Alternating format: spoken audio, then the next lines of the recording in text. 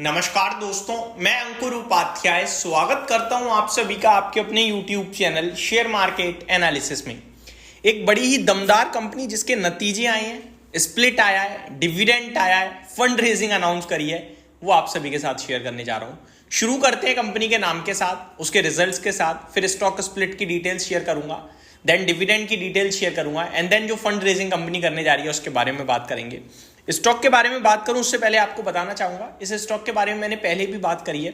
जब ये स्टॉक टूटा था अराउंड इलेक्शन रिजल्ट डे वाले दिन अराउंड 2600 या 2400, तब मैंने इसमें आपसे कहा था कि ये निवेश के मौके दे रहा है, खरीद सकते हो आप 3000 के लक्ष्य के लिए। ऊपर में स्टॉक ऑलमोस्ट 3500 तक गया और अभी वापस करेक्शन में 3092 की आज की क्लोजिंग है। स्टॉक का नाम है श्रीराम फाइनेंस। दोस्तों, श्रीराम फाइनेंस ने अपने नतीजे पेश कर दिए हैं। पहले नंबर्स ही बताना चाहूंगा कंपनी के। नंबर्स की बात करें तो कंपनी ने प्रॉफिट पेश करा है 2070 करोड़ का, जो कि ईयर ऑन ईयर बेसिस पे 1750 करोड़ से बढ़कर आया है and quarter on quarter base पे 1980 करोड़ से बढ़कर आया है। तो दोनों पैरामीटर्स पे जंप तो है, लेकिन बाजार की अगर कोई एक्सपेक्टेशंस थी तो वो अभी मेरे सामने मेरे पास नहीं है। अदरवाइज तो नंबर अच्छे दिख रहे हैं। रेवेन्यू कंपनी का 8550 करोड़ से 10900 करोड़ पे आ गया है, तो ये भी अच्छा। 10090 करोड़ पे, माफ कीजिएगा, ये भी अच्छा है, यहां भी कोई दिक्कत नहीं दिखती है।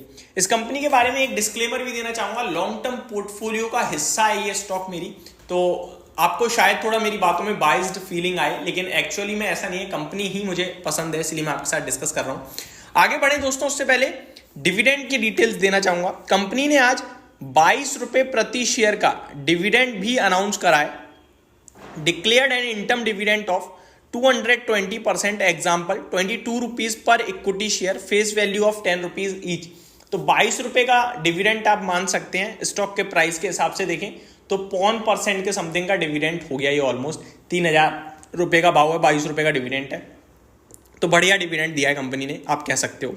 आगे बात करें दोस्तों अगर फंड रेजिंग के बारे में, तो कंपनी ने फंड रेजिंग प्लान भी अनाउंस करा है दोस्तों, और कंपनी 35,000 करोड़ का फंड रेज करने जा रही है। ये बड़ा फंड रेज है। मैं आपको बताना चाहूंगा, approved issuance of redeemable non convertible debentures, subordinated debentures on private placement basis. तो प्राइवेट प्लेसमेंट बेसिस पे है, पब्लिक से नहीं है, इंडिविजुअल इन्वेस्टर्स से कंपनी जुटाएगी, ऐसा बोला जा रहा है। For the purpose of business of the company and postal ballot notice of the company for seeking members, approval for the renewal of limit to issue the NCDs on private placement basis up to ₹35,000 crore. तो ये update आते हुए दिख रही है। तो मैंने आपके साथ नंबर शेयर करे, फंड रेजिंग प्लान शेयर किया, डिविडेंड शेयर किया, लेकिन इतना ही नहीं, कंपनी ने स्टॉक स्प्लिट भी अनाउंस करा है। कंपनी ने अपने 10 की फेस वैल्यू को आप कह सकते हैं 2 की फेस वैल्यू पे लाके खड़ा कर दिया है। इसके हिसाब से आपके एक शेयर 5 शेयर के रूप में बदल जाएगा। चलिए पढ़ते हैं। Approved the sub division of split of 1 fully paid up equity share of face value 10 rupees each held by the member of the company into 5 fully paid equity share of the face value 2 rupees each, subject to approval of members of the company through postal ballot. The record date for the purpose of the subdivision of equity shares shall be decided after obtaining approval of member of the company. तो company के stock split की record date वगैरह जब आप सभी approval दे दोगे उसके बाद आएगी, लेकिन अप्रूवल आ जाता है, सब चाहते हैं स्प्लिट हो, बोनस हो। तो ये सारी डिटेल्स थी दोस्तों कंपनी की तरफ से जो आते हुए दिखी हैं। अब शेयर के भाव की तरफ बढ़ते हैं। देखो, ऑटो सेक्टर खराब कर रहा है और ऑटो को ही ये फाइनेंस करने का काम करती है। उम्मीद है मेरे को ज्यादा कुछ खास थी नहीं, लेकिन नंबर्स देखने में फ्रंट फुट से तो अच्छे ही लग रहे हैं। लेट्स सी की रिएक्शन कैसा आता है। टेक्निकल टर्म्स पे एक ब्रेकडाउन आया है जहां पे लगता है 2900 तक स्टॉक नीचे जा सकता है।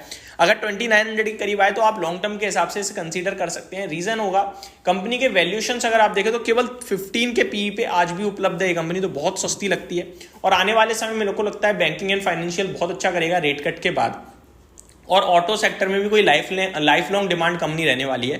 ये सारी चीज़ें पॉजिटिव व्यू बनवाती हैं इस स्टॉक पे।